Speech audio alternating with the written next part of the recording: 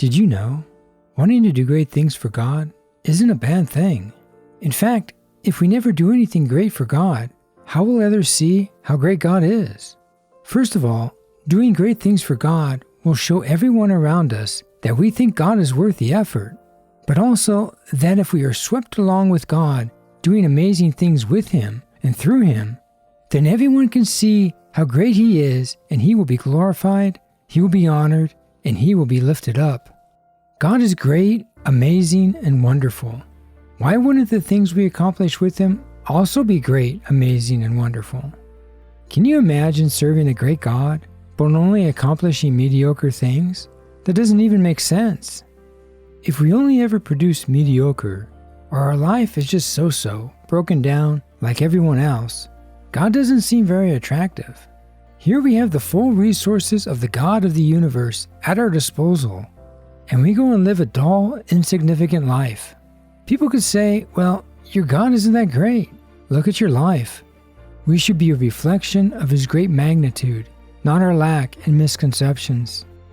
In our religious society, we are so afraid of doing great or being great because we have so much false humility. Like being great is a bad thing. We must be humble, lowly, broken, and poor. Then people will see how great God is. First of all, I don't know where we get the idea that poor is attractive. How many people do you know that walk around all day saying, gee, I really wish I could be poorer today. That would really make me more spiritual.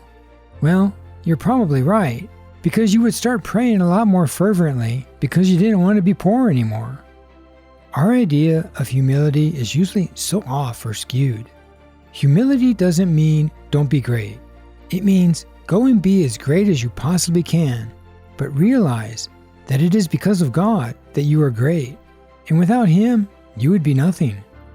A great biblical example would be David. He was just a shepherd boy, but yet he was able to slay Goliath, the giant that had taunted Israel and God for 40 days. But how? Well, it was quite simple. He rose up against this giant for God. Who is this uncircumcised Philistine that he should defy the armies of the living God? He did it because of God. All those gathered here will know that it is not by sword or spear that the Lord saves. For the battle is the Lord's, and He will give all of you into our hands. And he did it with God. Saul said to David, go, the Lord be with you. For you, because of you, and with you. It's just that simple. Each one is a powerful tool for turning ordinary into great. When you set out to accomplish something, do it with these three things in mind and heart. Tell God, whatever I do today, I do for you. I do it because of you, and I do it with you.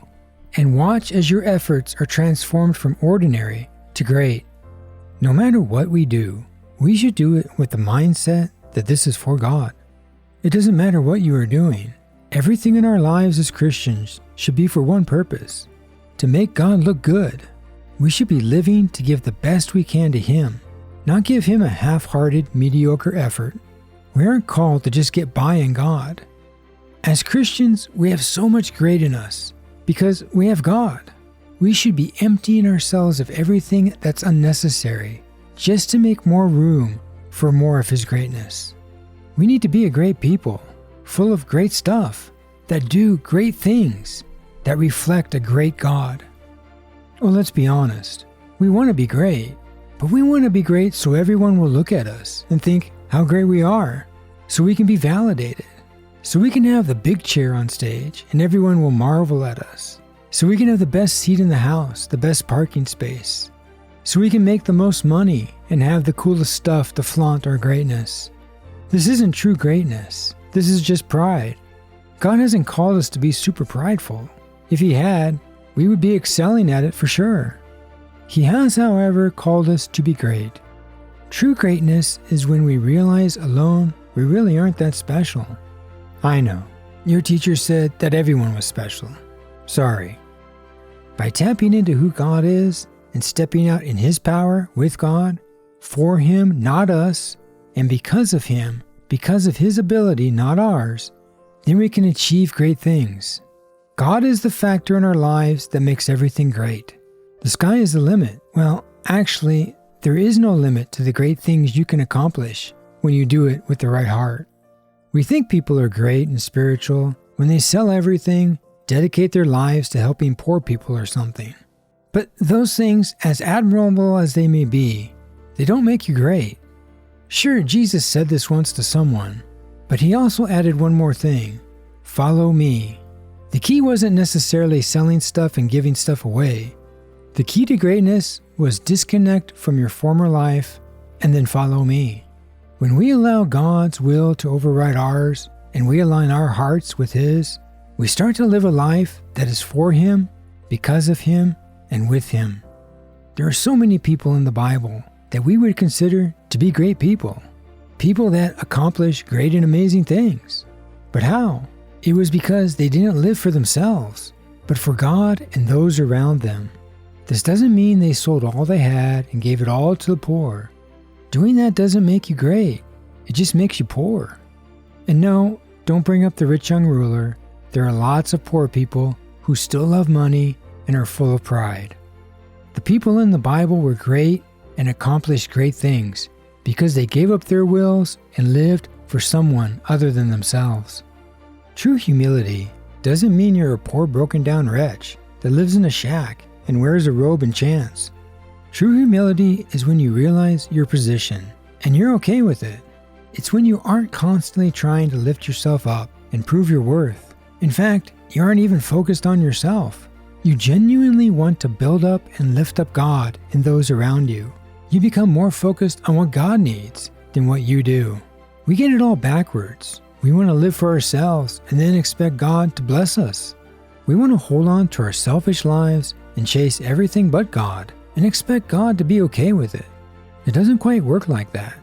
The focus isn't getting stuff. It's, here is this amazing God I am completely captivated by, and I can't get close enough to. I want you, God. I want to be as close as I possibly can be to you. I want to tell everyone how amazing you are. And then, as a bonus, God will lift you up. He will bless you. He will make your efforts great and give you success because your life is His. By blessing you, He's really blessing Himself. He knows it'll come back to Him.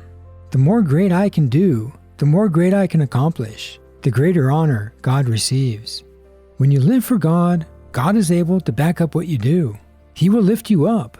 We should have the mindset that everything we do for God. We accomplish these things because God has made them possible, and we get to do it with Him. What an amazing way to live. What a great adventure to wake up every day and watch the amazing things God will do. To live in anticipation of good instead of living in worry and fear and anxiety. To live knowing we have God backing us up, that we can truly ask anything and God will hear us. God wants to accomplish amazing things. He wants to do great things, and He wants to do it through us and with us. Set your life apart for God. Set your marriage, your hopes, your dreams, your finances, family. Set everything apart for God. Then realize everything you have, everything that is even possible for you today, is all because of God. Then step out in great faith and confidence that God is with you. Bottom line, because of God, we are capable of accomplishing great things, and we should strive to be great. Jesus never said not to be great. Instead, He gives us the keys necessary to achieve greatness. Stop being afraid of being great. Step out today and start accomplishing amazing things for God, with God, and because of God, and show the world just how awesome God truly is.